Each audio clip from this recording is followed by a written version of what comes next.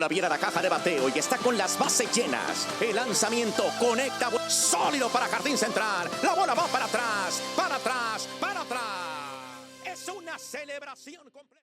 Hola, ¿qué tal amigos de Proyecto Puente? Muy buenas tardes. Nos encontramos aquí de manteles largos. Estamos aquí con un grande de los micrófonos del béisbol. De seguro ustedes, si son fans, e incluso si no son fans, han escuchado su voz en algún momento. Pues hablamos del gran Óscar Soria. Óscar, ¿qué tal? ¿Cómo estás? Daniela, ¿qué tal? Qué gusto. Bien, todo muy bien. Honrado aquí. Gracias por esta invitación. No, pues nosotros estamos honrados. Es un placer tenerte. Yo como admiradora tuya también el tenerte aquí, pues es un gran honor. Crecí contigo escuchándote. Entonces, pues aquí vamos a estar un poquito hablando de tu trayectoria. Con mucho gusto. Aquí a la orden. Y platícanos, ¿cuántos años tienes más o menos en esto? En esto, en la industria, pues 36 años...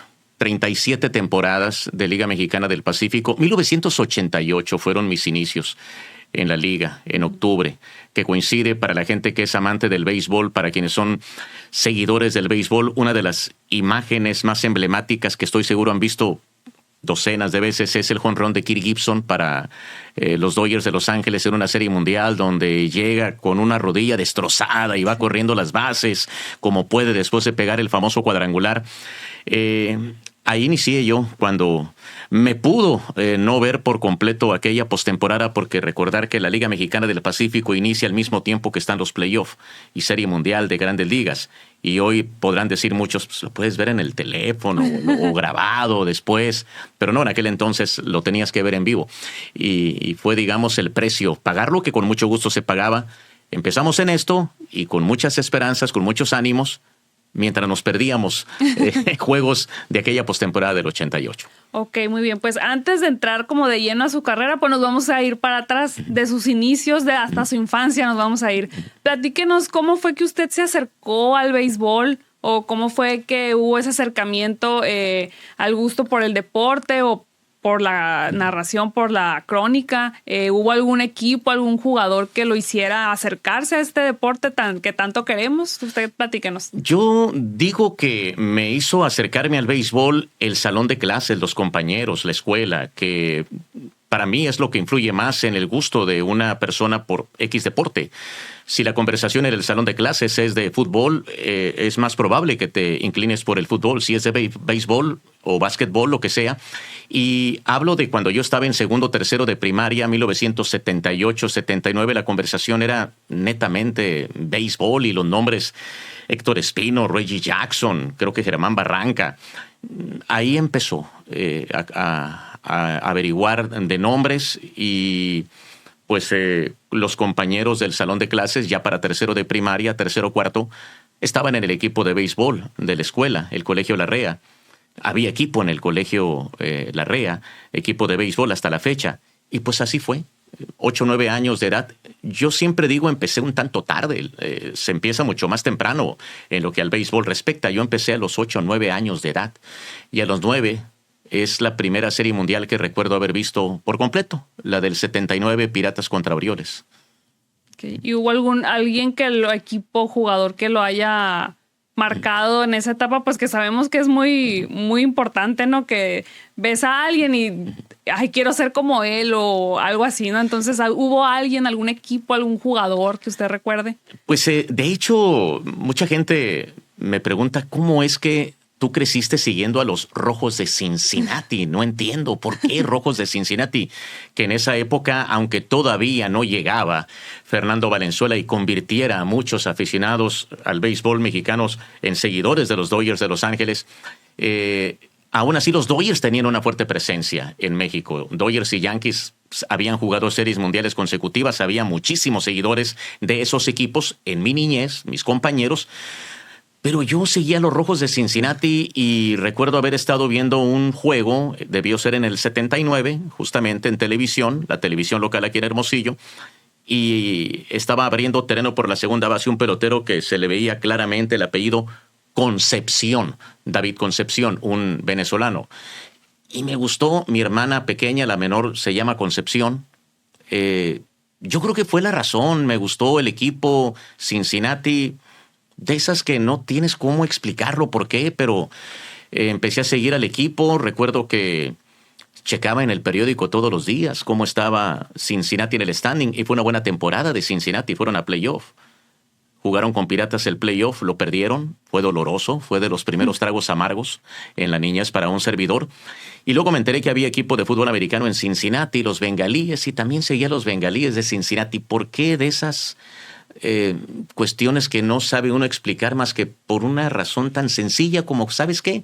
Había un pelotero de Concepción, mi hermana de nombre Concepción, la pequeña, me atrapó, y a los años me tocó entrevistar a David Concepción, por cierto. Tuve la fortuna de entrevistarlo, uno de mis primeros ídolos, se puede decir.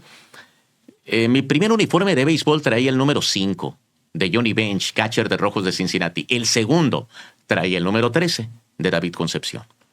Qué curioso, o sea, cómo se hace un aficionado a un equipo, ¿no? Y en su caso, pues algo como el nombre, ¿no? Fíjate que hace unos años me entrevistaron de la Confederación de Béisbol del Caribe y platiqué esto, ¿no? Concepción, puedo decir, mi primer ídolo. Y me dijeron, ¿y por qué no Espino? Y muy cierto. ¿Y por qué no Héctor Espino? Cuando Espino era la máxima, y es en Hermosillo la máxima gloria, en la capital del estado de Sonora. Me tocó ya la parte final de Héctor Espino, pero sí he admirado mucho la grandeza de el gran 21 anaranjado. Sí, claro que sí. Y bueno, tengo entendido que usted no estudió, digamos, comunicación o una carrera relacionada, ¿no? con el micrófono, digamos. ¿Cómo fue que, o si ya desde ese momento usted ya traía el gusanito de narrar juegos, de ser cronista, o fue algo que se fue desarrollando durante el periodo que estuvo en la universidad? No sé cómo fue en su caso, porque sé que cada uno tiene su historia, vaya. Sí, yo creo que empezó a, digamos, provocar esa afición en la crónica a inicios de la década de los 80s, mucho más a mediados de la década de los 80s. Yo crecí con una excelente generación de cronistas de béisbol, escuchando voces maravillosas, con un conocimiento total, con una facilidad para comunicar. Y yo crecí con la radio, la descripción detalle a detalle de lo que era un juego de béisbol, y en Hermosillo tuvimos la fortuna de tener a Fausto Soto Silva como cronista en aquella época, que era un maestro a la hora de describir detalle a detalle, hasta ponerle, si tú quieres, el toque de ficción o de sabor y demás, y te atrapaba. Y en la televisión, don Carlos Andrés Vázquez Castro, que también pues tuvimos la fortuna de seguirlo. Y en otras plazas de Liga Mexicana del Pacífico, cuando llegaban las transmisiones. Por eso yo diría que fue esa época, el amor por el béisbol, la afición, ese encanto de las voces que me atraparon, cómo me describían el juego, que pues yo creo que fue la razón por la cual me empecé a inclinar por la crónica también, por algún día buscar ser un cronista. Llegaban juegos de ligas mayores a Hermosillo, de Padres de San Diego, de Dodgers de Los Ángeles, ya Dodgers con Fernando Valenzuela, Jaime Jarrín en la conducción, que para más o menos informar, dar a entender de quién estoy hablando, pues es un salón de la fama de Cooperstown, Nueva York, un señorón del micrófono. Padres de San Diego también con excelentes voces. Total que pues diría que fue la razón por la cual me gustó mucho la crónica. Y al paso de los años, pues llegó el momento de decidir qué carrera quieres estudiar. Y no era tan fan de la comunicación en sí. Viendo el plan de estudios de la carrera de comunicación, no me hallaba yo en muchas materias. Decía, no, esto no es para mí. Yo quiero básicamente ser cronista de béisbol. Me gustaron los números, busqué la contabilidad, influyó un primo, el primo de un servidor, Remigio, José Remigio Soria, que me llegó a comentar, métete a contabilidad por lo que tú quieras, por X razón, pero entré a contabilidad aun cuando estaba con la mente, con la meta de algún día ser cronista de béisbol, más que deportivo, de béisbol. Aunque ya una vez que uno entra a los medios de comunicación, pues eres casi de todo, porque me tocó hasta transmitir maratón de aeróbics, no solo tenis, básquetbol, boxeo, natación, rodeo, fútbol, en fin, muchos deportes, sino hasta maratón de aeróbics, le haces de todo.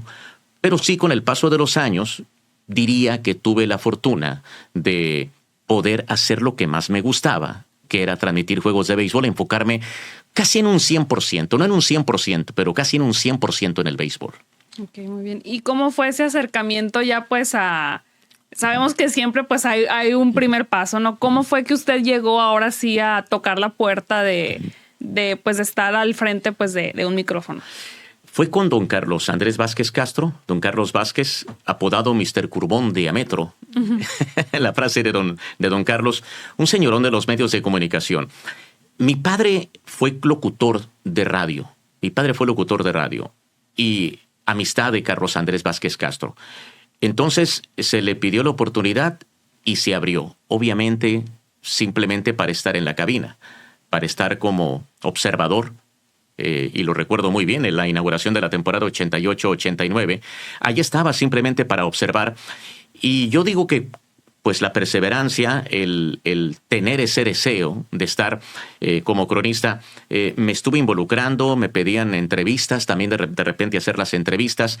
Bueno, el punto aquí es que me parece que influyó mucho el trabajo simplemente de observador o de auxiliar, de informar detalles como simplemente estadísticas, actualizar estadísticas con don Carlos y con José de Jesús Ruiz para que poco a poco se me fueran abriendo las puertas, porque incluso en esa misma campaña, temporada 88-89, ya tuve mis primeras participaciones.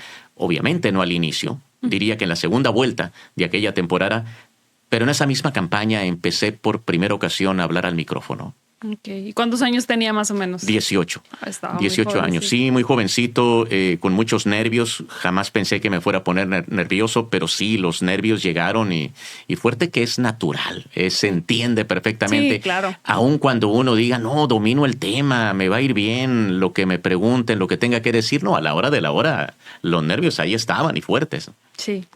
Ok, ¿y diría que usted se sigue poniendo nervioso o es algo que ya con los años pues ya ha aprendido como a...? Ya no tanto. Hay de repente momentos...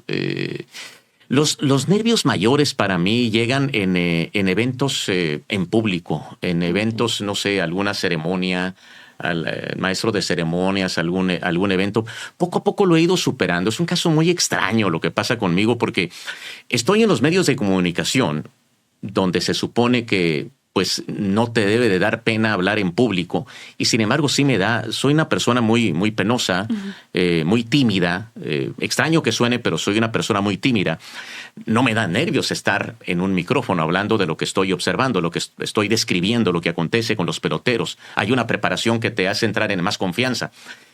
Pero estar en un evento en público sí me impone mucho más. El estar viendo de cerca a tu audiencia, a las personas a las que te estás dirigiendo. Puedo estar en un micrófono dirigiéndome a miles o cientos de miles, no sé si millones. A lo mejor alguna ocasión me tocó a millones en Clásico Mundial de Béisbol, a todo México, en alguna transmisión a nivel nacional e internacional incluso. Y eso no me da tanto nervio como estar en público a lo mejor ante 15, 20 personas. Sí. Qué curioso, ¿no? Cómo eso puede suceder a veces y sí pasa. Me pasó una anécdota no hace muchos años. Humberto Castellanos es el pitcher. El pitcher tapatío estuvo con Diamondbacks de Arizona. Estaba lesionado y total que subió a la cabina. Subió nada más a saludar.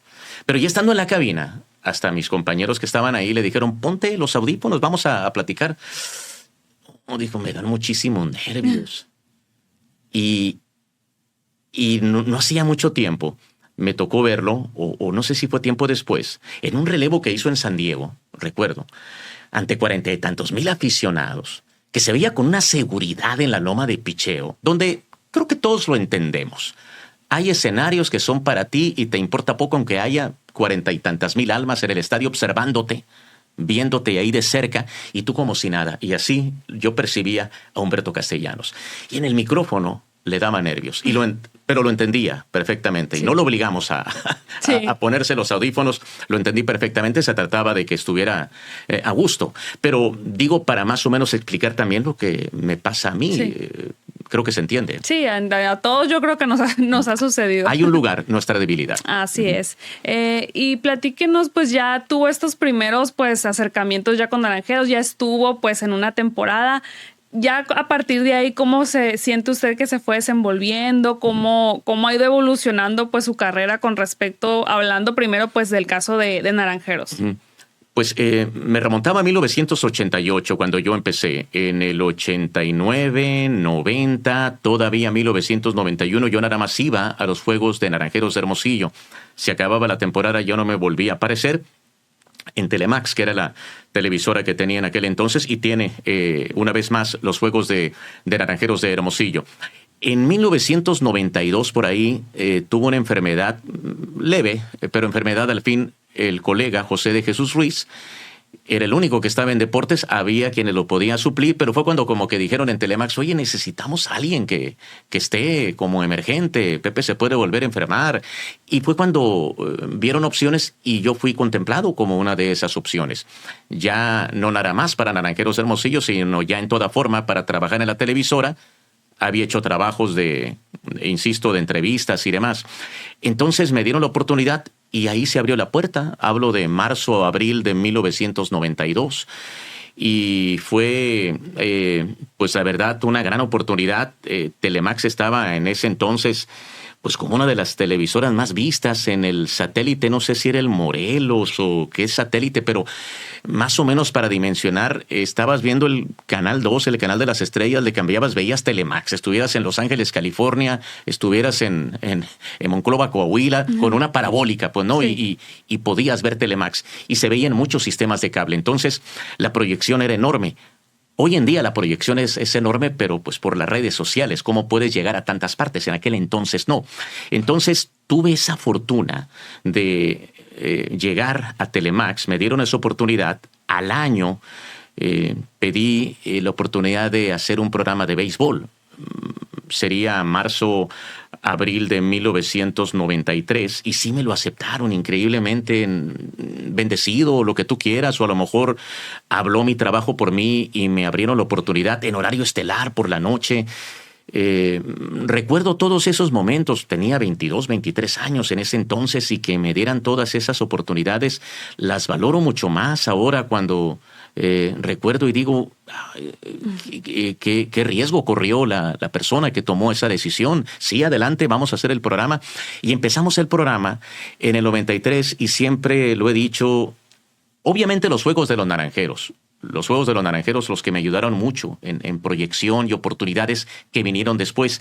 Pero ese programa fue una de las bendiciones más grandes de lo que más me ayudó a abrirme puertas en muchas partes, ¿no? Con los mismos profesionales o exprofesionales que me podían ver y seguir el trabajo en tantas partes de la República Mexicana.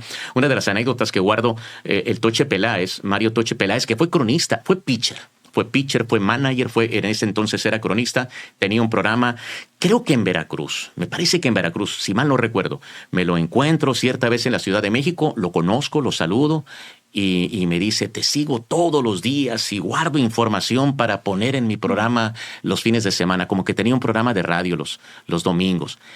Pues son cosas que los tomas como un halago, lo máximo. Yo sabía quién era el Toche Peláez, poco lo vi pichar, pero sí lo escuché. Entonces, pues todo ese tipo de detalles me ayudaron muchísimo, siempre lo he dicho, para el crecimiento en esto. Okay. Y de ahí, ¿cómo fue que llega a Diamondbacks? Que ahora, pues, mucho ahora lo hemos visto, pues, en esa faceta, ¿no? Ahora en Grandes Ligas, ¿no? Que ya es...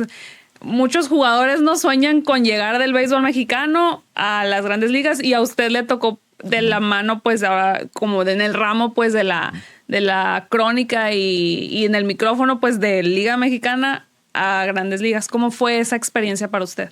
Diría que en parte ayudó todo esto que acabo de comentar de la proyección, que ayuda, que te empiezas a ver en muchas partes. Digamos, eres ya más observado, escuchado, reconocido. En 1995, recuerdo hasta haber estado dando la nota, por ahí la debo de tener, no le he encontrado el video, cuando yo en el programa de Béisbol al Día doy la noticia, como tanta gente más la dio. Hoy Ligas Mayores aprueba la expansión de los Devil Rays de Tampa Bay y los Diamondbacks de Arizona. Recuerdo haber puesto los logos, una conferencia de prensa que hubo. No pasaba por mi mente, obviamente, que iba a haber algún día una oportunidad de trabajar ahí. Al paso de los años, pues ya lo ves más real. Ah, caray, oye, hay un equipo aquí cerca, de expansión, que va a empezar a jugar en el 98. Todavía en el 97, cuando una serie del Caribe que se llevó a cabo en Hermosillo, todavía en ese 1997, febrero, aún no caía el 20, para serte sincero, o empezaba a caer a raíz de comentarios de colegas. Oye, va a haber un equipo, empezaron a mandar currículums para ser contemplados. Diamondbacks ve Sonora como su segunda casa o su casa cercana, ahí su vecindario, digamos, el que puede abarcar, y se meten de lleno en Sonora. En la Serie del Caribe de 1997 hubo una fecha especial para Diamondbacks Arizona. Entonces, digamos, Hermosillo Diamondbacks fue una conexión natural, importante. Lo vieron como aprovechar la geografía en la que se encontraban y esa plaza tan importante en béisbol que era Hermosillo. Diría que todo eso involucró mi oportunidad, ayudó a la oportunidad para trabajar con ellos. Yo envié solicitud de trabajo en el primer año, no quedé para trabajar con ellos, pero después de la primera temporada vino ese acercamiento. Entonces me abordaron, incluso en octubre, te diría que en octubre de 1998, al acabar la temporada, que si había interés y continuaba, y obviamente que sí. Ya después luego cae uno en cuenta de todo lo que involucra, incluso la situación legal, ¿no? La cuestión migratoria y detalles de ese tipo, para lo cual me ayudaron ellos, los Diamondbacks Arizona. Y así fue. Siempre lo he dicho, la Plaza de Hermosillo para béisbol es una de las más importantes a nivel Latinoamérica, no solo a nivel República Mexicana. De veras, nada más con dimensionar lo que ha sido en historia, en riqueza beisbolera esta plaza, desde lo que comenté hace rato con el nombre del gran Héctor Espino, ¿no? Lo que es Héctor Espino, Cananea Reyes, Celerino Sánchez. Digamos que dejaron los cimientos muy sólidos, toda esa generación. Incluso me puedo ir más atrás, pero yo creo que sobre todo esa generación de Espino, Miguel Sotelo, Marco Antonio Manso y Celerino y Maximino y Calimán y obviamente Espino y todas esas enormes figuras, para luego venir con Erubiel Durazo, con Vinicio Castilla, con el Borrego Sandoval, con Cornelio García, Miguel Flores, en fin, figurones. Hermosillo es una plaza importantísima para béisbol. Entonces tuve la fortuna de crecer aquí, de trabajar aquí en un inicio, y te digo, se dio esa conexión con Diamondbacks natural por la geografía, que me ayudó en gran medida a llegar a ligas mayores. Entonces se me hizo la invitación y obviamente de inmediato la aceptamos, y ya llegamos en el 99 a Diamondbacks Arizona, y pues bendito Dios, ahí nos hemos mantenido por ya 25 años.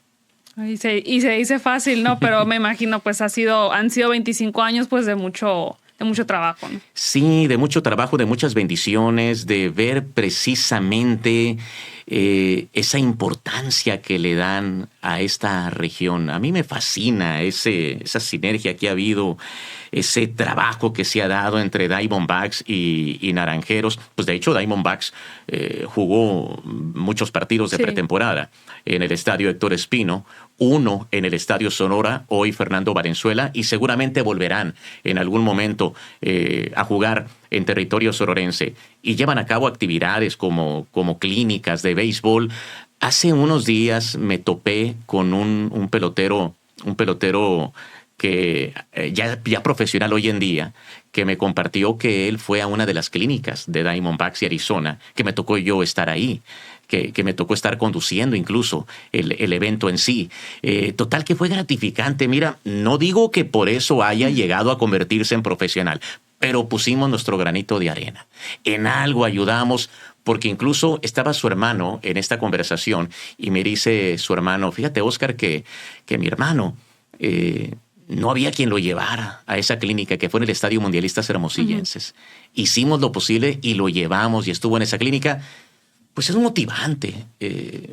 A lo mejor no lo dimensionamos justo, pero todos esos detalles motivan. El hecho de que un fan del béisbol tenga la oportunidad de ir al estadio Fernando Valenzuela, de ver a esas enormes figuras que hay en el béisbol, que tenga la fortuna una generación atrás de haber visto juegos de ligas mayores, de que aquí estuvieron Matt Williams, Jay Bell, Devon White, Erubiel Durazo como liga mayorista, antes de ganar una serie mundial incluso, y después de ganar una serie mundial. Es una plaza de las más importantes, insisto, en Latinoamérica para béisbol. Hablando ya acerca de cómo usted se prepara, porque mucha gente me ha tocado, y yo sé que a lo mejor lo he escuchado muchas veces, la gente cree que ustedes llegan, se sientan, ok, vamos a narrar el juego de béisbol, y no es así. No. Habrá ocasiones, una vez al año, 2 veces al año, trata uno de que no pase, pero te puede pasar. Sí. Por lo que tú quieras, ¿no? Por una emergencia, algo, y te puede pasar. Ya entra uno en una rutina. Obviamente hay una confianza de una empresa que está depositando en ti. Tú tratas de llegar de la mejor manera posible. Y sí, la preparación, sí, es ardua, es de muchas horas de trabajo. Y un detalle, el béisbol es un deporte que se juega diario, a diferencia de otros deportes que una vez a la semana o 3, 4 veces a lo mucho a la semana, a lo mejor otros deportes, el béisbol se juega a diario. Lo que ya dijiste en estas 3 o 4 horas, 3 horas vamos a decirlo, promedio, por lo menos en ligas mayores. 3 horas, que ya lo dijiste, pues ya no lo puedes repetir al día siguiente, ya tienes que llegar con otro tipo de información. Entonces, sí es una enorme preparación la que hay, que diría, pues involucra muchas cosas. Para mí, en Liga Mexicana del Pacífico, sobre todo, es ver mucho béisbol. Uno saca sus conclusiones, saca sus cuestionarios.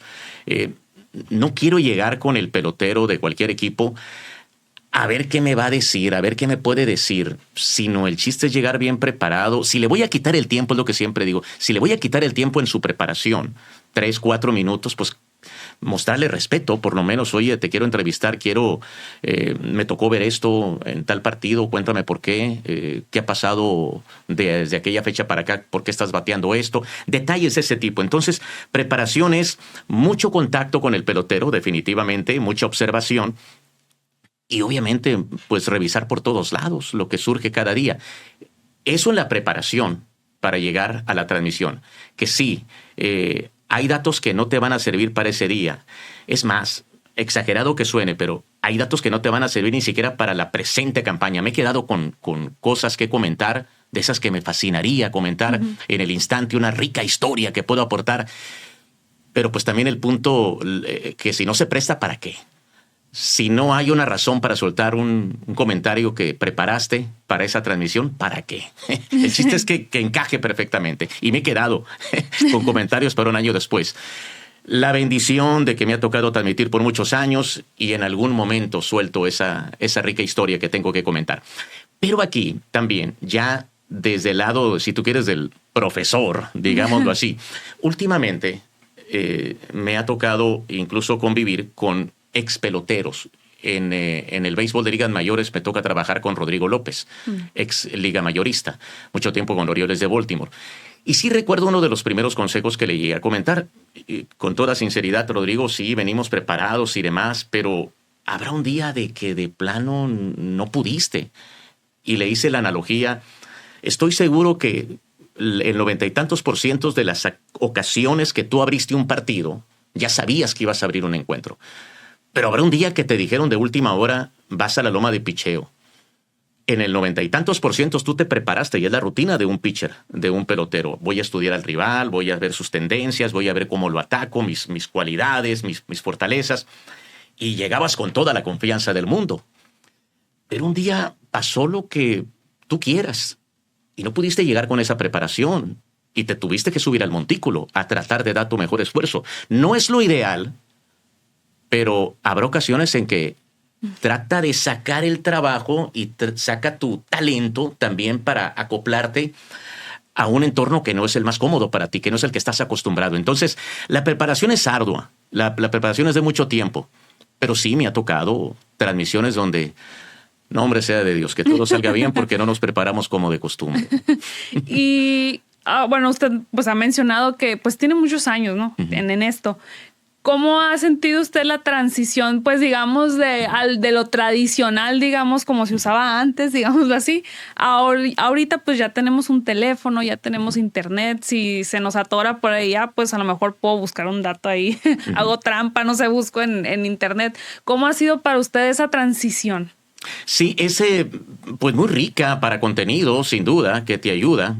Al mismo tiempo sabes perfectamente un dato que eres equivocado, inmediatamente lo va a captar la afición que puede ver al instante, a ver si es cierto que fulanito de tal pegó 20 jonrones o más en ligas mayores en otros años. En boxeo, cuando me tocó transmitir en boxeo, una que otra ocasión, era fabuloso, Daniela, era fabuloso que no había boxeador con récord negativo, ¿no? No. No, todo el mundo tenía 50 peleas ganadas y 5 perdidas, ¿no? ¿Y Sí. cómo le haces para desmentirlo? Sí. ¿No? Obviamente remontándome a décadas atrás.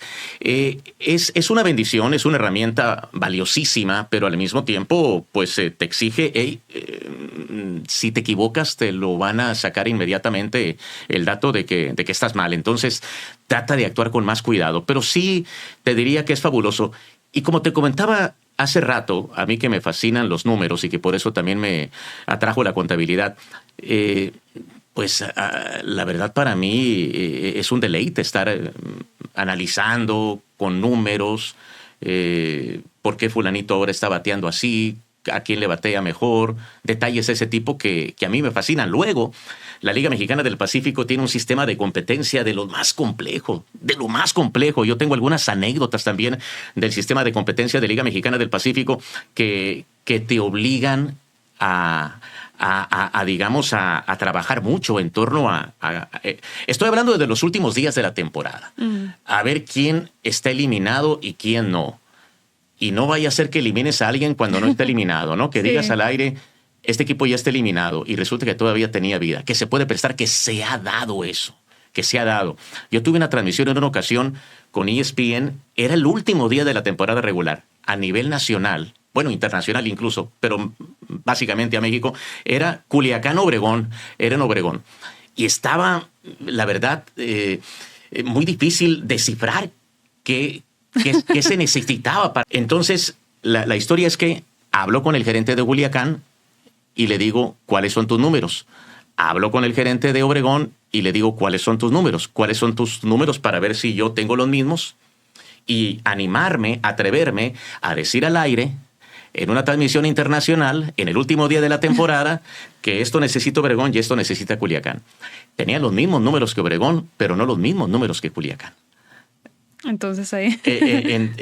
Esto hay que resolverlo. Al final, Culiacán tenía la razón. No voy a entrar en más detalles, pero a lo que voy es a lo complejo que puede ser ese sistema de competencia que te obliga a meterte de lleno en detalle, porque si lo vas a decir que con este resultado este equipo clasifica y no clasificó, qué pena.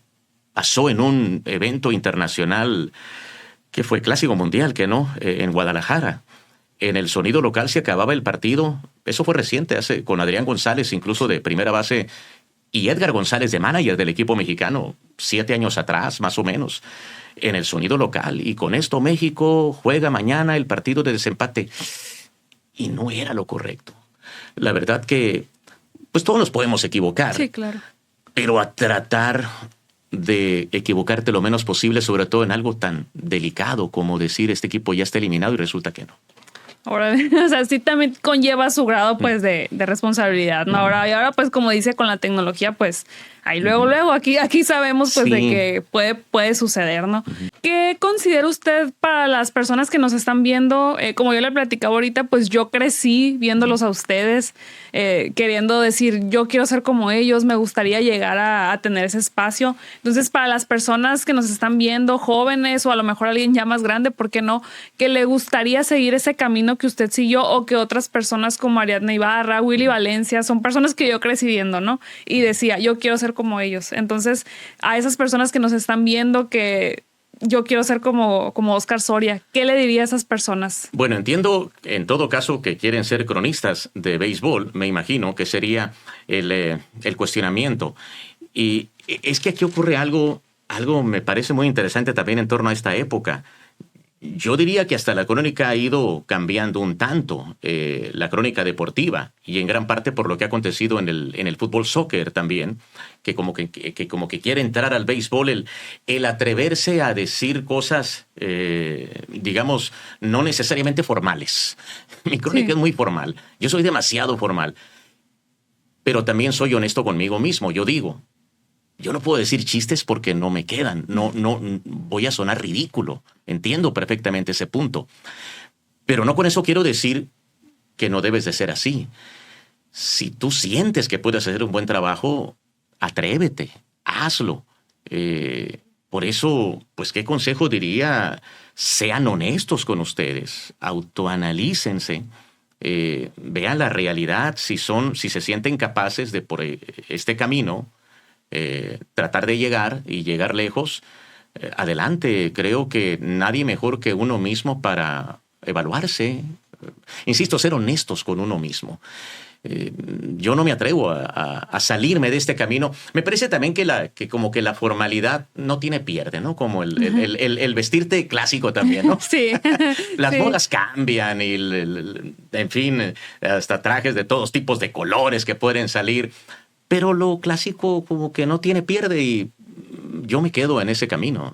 Sí, es un estilo que yo considero lo ha pues caracterizado, ¿no? Como usted dice, pues por tanto tiempo ya sabemos, cuando escuchamos su voz, ya sabemos que es usted, pues, y su estilo, y es algo que tiene muy de usted, y eso es algo que lo hace pues único, y pues cada quien tiene su estilo, como usted Sí. menciona. Yo no me atrevo porque siento que no voy a sonar bien a una broma. De repente no te queda de otra, ¿no? Con mascotas y demás, algún acontecimiento en el campo de juego o que nos visiten en la cabina, pero yo sé que por ahí no es para mí. Ok, muy bien. Y ya, bueno, para cerrar en una nota alta, si nos gusta platicar alguna anécdota. Yo sé que tiene muchas, pero debe a lo mejor algún momento especial, un juego que le haya tocado narrar, una jugada, algo que usted recuerde, pues entre tantas, yo me imagino que debe de tener alguna que le salga por ahí que nos quiera compartir. Sí, pues tengo muchas, bendito Dios, incluso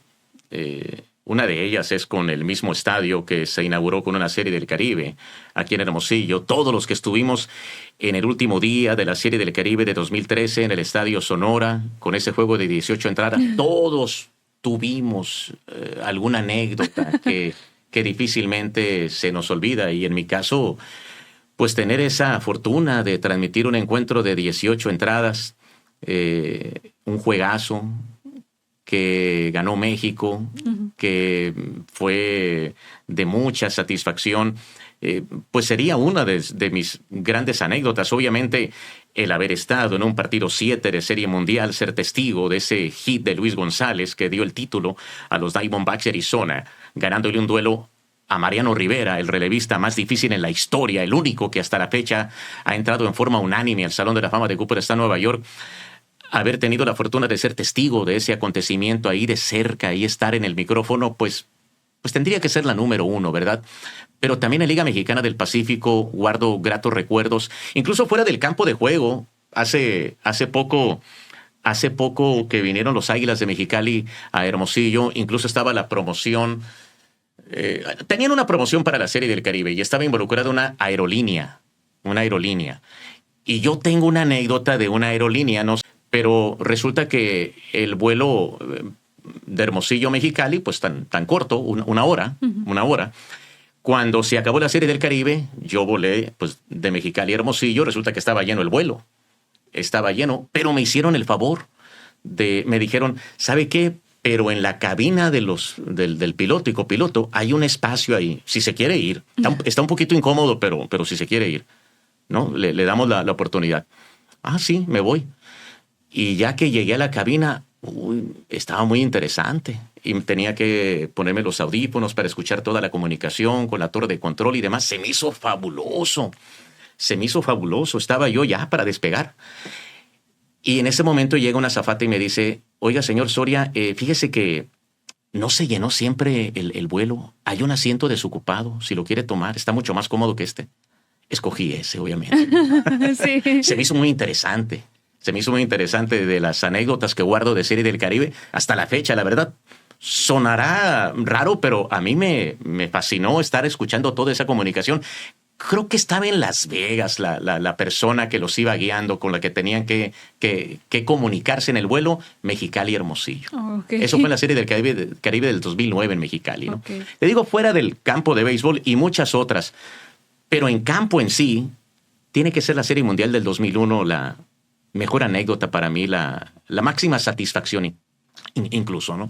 No, pues sí, la verdad, como me imagino que debe tener muchas, pero qué padre esa del avión también, o sea, es algo diferente, ¿no? Y pues también es muy interesante no ver, o sea, me imagino que se debe haber visto fabuloso. Fabuloso, soñado, y no me arrepiento, claro, un poquito incómodo, pero era una hora de vuelo nada más. Sí, era una hora.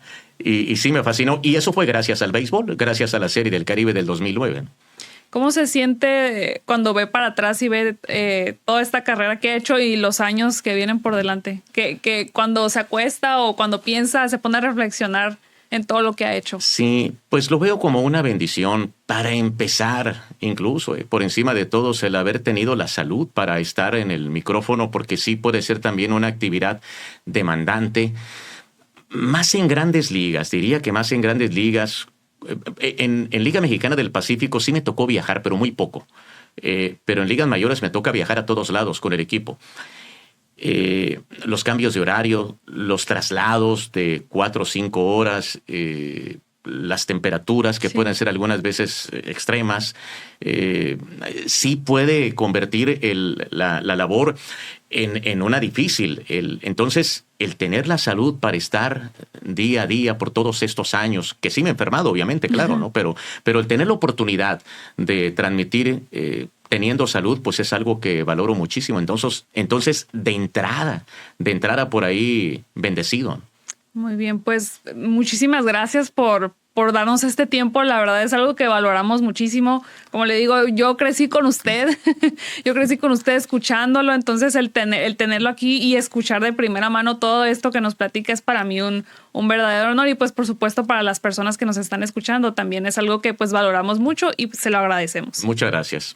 Y pues por su carrera también, muchas felicidades también. O sea, se dice fácil estar tanto tiempo haciendo lo mismo, pero haciéndolo de una manera pues muy buena, muy bien, excelente, pues se dice fácil, ¿no? Así que... Sí, bendecido y muy agradecido con toda la gente, toda la afición y obviamente también las empresas que han depositado la confianza en uno y los mismos peloteros que pues nos dan la oportunidad de abordarlos para tratar de llevarles al micrófono, a la audiencia, una historia más atractiva que contar.